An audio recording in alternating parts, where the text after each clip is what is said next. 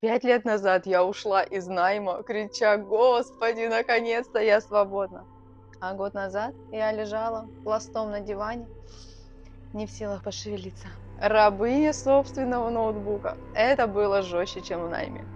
Мое эго тогда просто ликовало. Ты сама себе хозяйка. Но по факту я просто сменила офисного начальника на тирана внутри себя. Я наказывала себя работой каждую свободную минуту, лишь бы доказать самой себе, что я не бездельница. Я не жила, я обслуживала иллюзию чужого успеха, пока мой организм просто не нажал кнопку «Стоп» принудительно.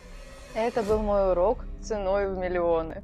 И только тогда я поняла, настоящая свобода– это не отсутствие будильника или строгого начальника.